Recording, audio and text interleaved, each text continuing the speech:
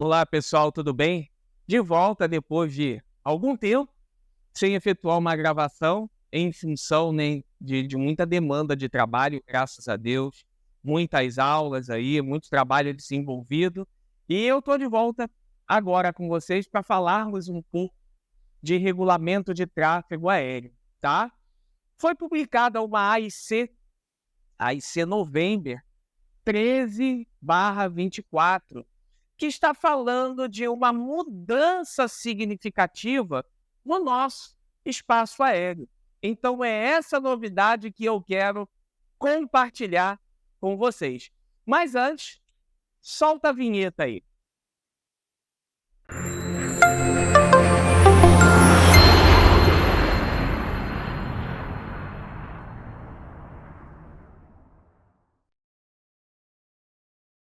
Nós vamos falar aí sobre essa AIC November 13/24, que fala da implementação do conceito de comunicação e vigilância baseada em performance, tá? Na FIR Atlântico. Então, PBCS, Performance Based Communication and Surveillance, tá? Então, performance baseada em comunicação e vigilância, tá certo? Como de rotina, de praxe, eu sempre deixo a câmera aberta ali no cantinho da tela. Dessa vez eu vou quebrar o protocolo, deixá-la fechada, porque muitas partes da apresentação estão tomando todos os cantos da tela. Para não dificultar a visualização, eu manterei a câmera fechada, tá ok? Bom, vamos falar aí da finalidade dessa AIC. Lembrando que é uma circular de informação aeronáutica, tá? Aeronautic Information Circular. E toda a AIC que é de letra November, ela está em português, e em letra A, Alpha, está em inglês, tá certo? Então, a presente circular ela tem a finalidade de informar aos usuários do espaço aéreo brasileiro o planejamento do DCEA, tá?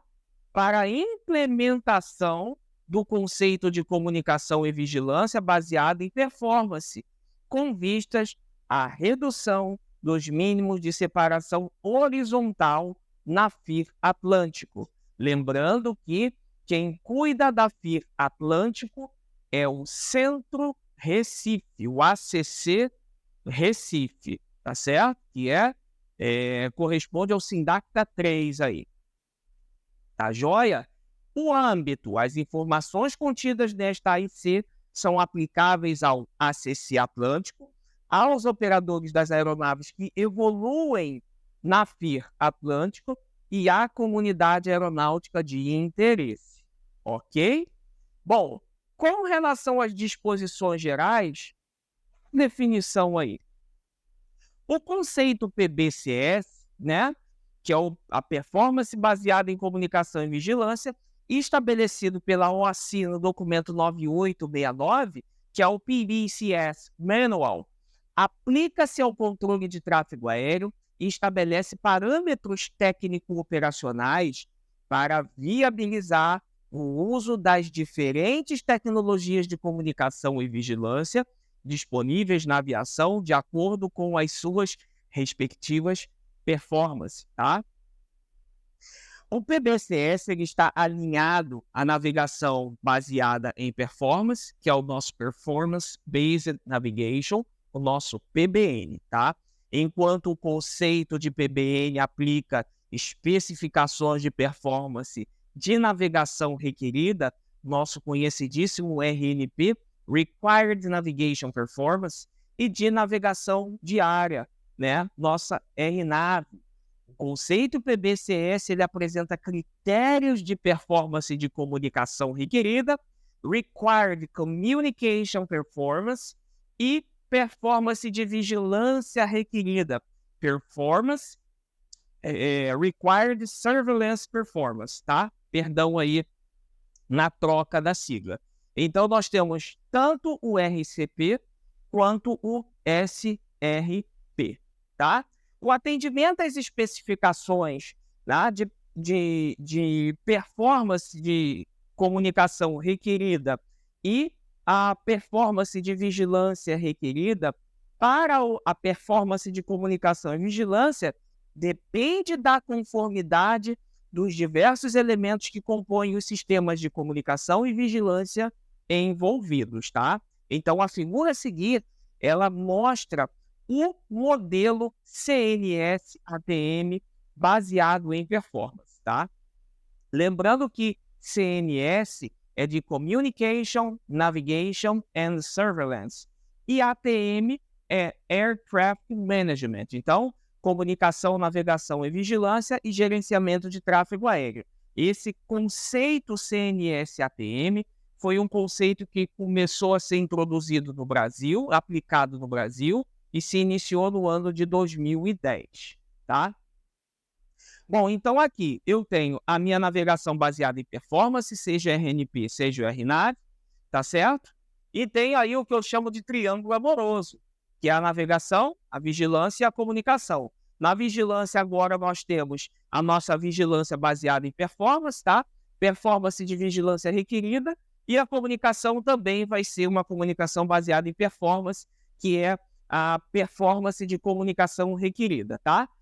Quando junta esses três elementos, navegação, vigilância e comunicação, nós temos o que nós chamamos de ATM, o conceito ATM, que é o gerenciamento de tráfego aéreo, Air Traffic Management, ok? Bom, o objetivo e tecnologias utilizadas, tá? Então, o atendimento aos requisitos do PBCS permite a evolução das operações de gerenciamento de tráfego aéreo, suporta o emprego de novos padrões, procedimentos e a redução dos mínimos de separação atualmente empregados em regiões remotas. Então, a gente considera a FIR Atlântico uma região remota, tá?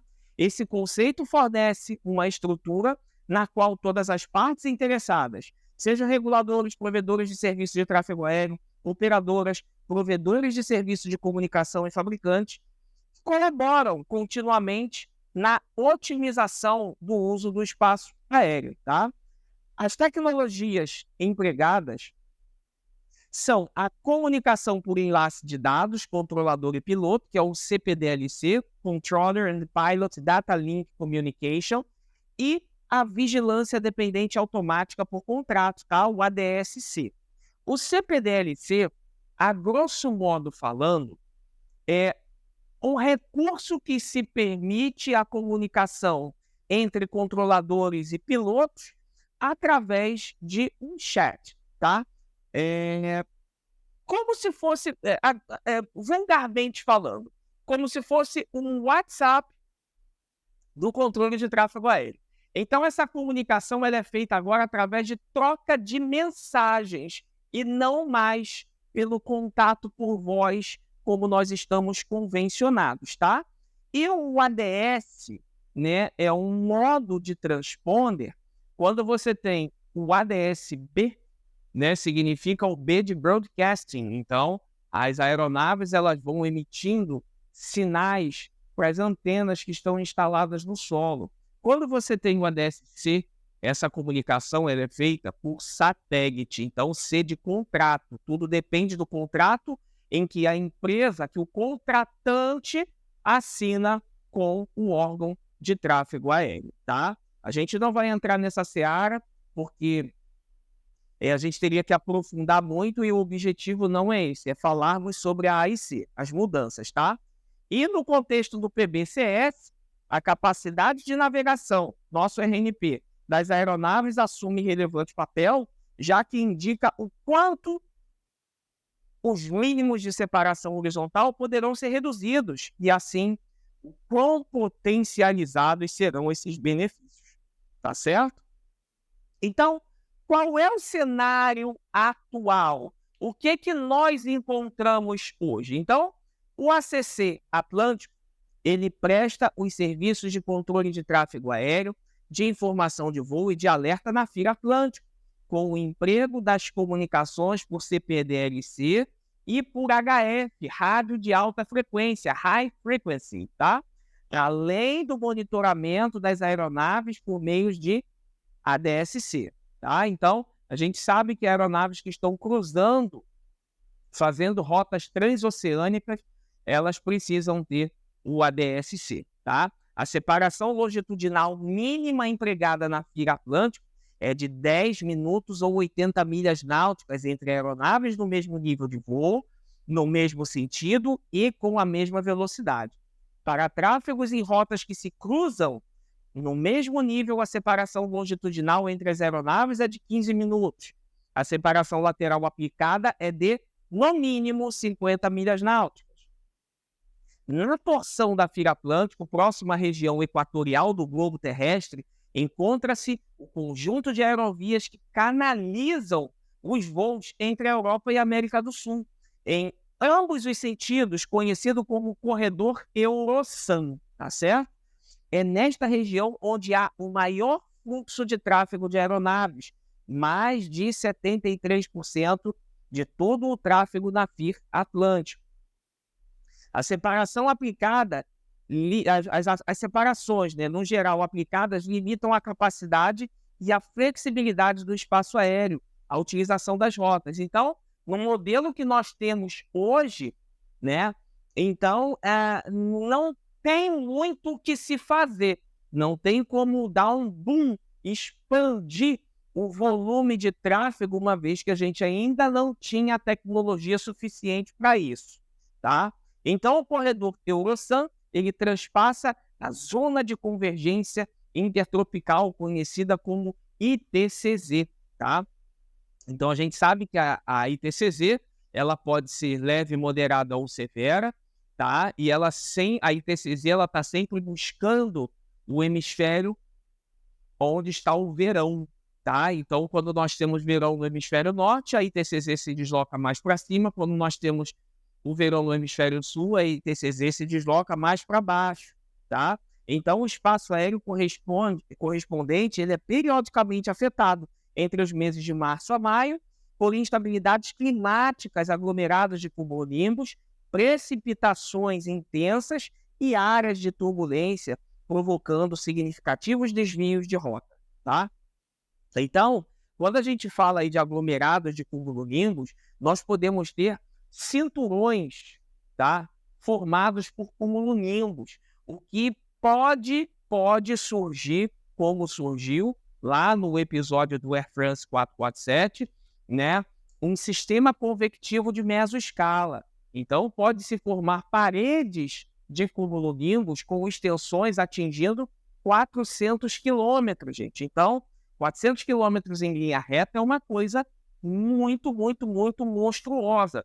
E existe um tipo de tormenta que acontece dentro de um sistema convectivo de mesoescala, que pouco se fala, né? Eu, particularmente, nunca vi isso falando em curso algum, que é um fenômeno chamado derecho, tá? É uma tormenta monstruosa que acontece dentro de um sistema convectivo de mesoescala, podendo colocar a aeronave em situações extremamente críticas, como nós acompanhamos aí o Air France 447. Mas não vamos entrar nesse mérito, não, tá? Bom, requisitos e vantagens. Então, para operar sob o conceito PBCS, o sistema ATC, o sistema de enlace de dados, os sistemas de aeronaves e os operadores devem cumprir de forma contínua requisitos funcionais, de segurança e de desempenho descritos nas especificações para os sistemas de comunicação e vigilância, conforme descrito no documento 9869 da ICAO, que é o manual PBCS, tá? Os requisitos de performance são definidos em termos de Required Communication Performance e Required Surveillance Performance, tá? Então, performance de comunicação requerida e performance de vigilância requerida. Eles indicam os níveis de confiabilidade, disponibilidade, latência e integridade das comunicações e da vigilância. E os requisitos de navegação são definidos em termos de RNP, que é a performance de navegação requerida, que indica o nível de precisão, integridade, continuidade e funcionalidade dos sistemas de navegação, tá certo? Então, como nota, as informações detalhadas sobre a elegibilidade e emprego operacional do PBCS serão estabelecidos em normas específicas, tá? Então, a aplicação do conceito PBCS possibilitará, tá, reduzir as separações mínimas entre as aeronaves e viabilizar o aumento da capacidade do espaço aéreo, a otimização das rotas e a ampliação da oferta de níveis mais ajustados à performance das aeronaves, tá certo? Vai aumentar a flexibilidade e adaptabilidade das operações frente aos impactos meteorológicos, permitindo ajustes dinâmicos ao tráfego aéreo. Vai reduzir o consumo de combustível, a emissão de poluentes e os custos operacionais, contribuindo para a sustentabilidade ambiental e econômica. Eu não quero entrar nesse mérito, mas a gente sabe que essa emissão de poluentes contribuir para a sustentabilidade ambiental e econômica, isso é mais um viés político do que qualquer outra coisa, tá? Bom, contribuir para a manutenção da segurança operacional por meio de processos de monitoramento e emprego de alerta no software de controle de tráfego aéreo e, por fim, tá, viabilizar a operação de aeronaves com diferentes performances sem a necessidade de segregação do espaço aéreo em alinhamento com as concepções da OACI, tá? Então, como observação, a percepção dessas vantagens ela será potencializada à medida que houver aumento do percentual de aeronaves capacitadas com requisitos de comunicação, navegação e vigilância. Ou seja, se houver um aumento do número de aeronaves dotadas dessas capacidades, eu consigo reduzir essas separações e aumentar o fluxo nesse corredor Eurosam, tá? Então, fase de implementação. A redução das separações horizontais entre as aeronaves que possuem os requisitos de comunicação, navegação e vigilância estabelecidos, ele ocorrerá em 2 fases na FIR Atlântico, tá? Conforme a seguir. Então, na fase 1, 5 minutos de separação longitudinal e 50 milhas de separação lateral a partir de dezembro de 2025. E na fase 2, eu tenho aí uma separação de 30 milhas longitudinal e 23 milhas lateral a partir de abril de 2026. Só para vocês terem uma ideia, nessa fase 1, 5 minutos, tá? Se uma aeronave está voando a 450 nós, e quando eu faço a redução aí, de acordo com a fase 2, essa separação ela cai de 5 para 4 minutos. Tomando só como exemplo essa velocidade de 450 nós. Não significa que todos terão que voar nessa velocidade, tá? É só uma situação utópica para vocês entenderem o quão importante e o quão vantajoso, o quão benéfico serão essas mudanças aí dentro da FIR Atlântico, tá? Então, essa AIC ela vai entrar em vigor em 13 de junho de 2024. Em outras palavras, já entrou em vigor, tá certo?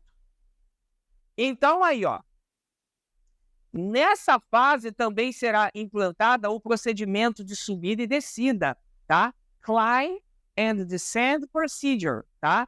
ADSC, que permitirá a redução da separação longitudinal entre as aeronaves durante o cruzamento de rotas, com parâmetros previstos na ICA 137, que fala dos serviços de tráfego aéreo, lá no item 4.3.12.13, tá?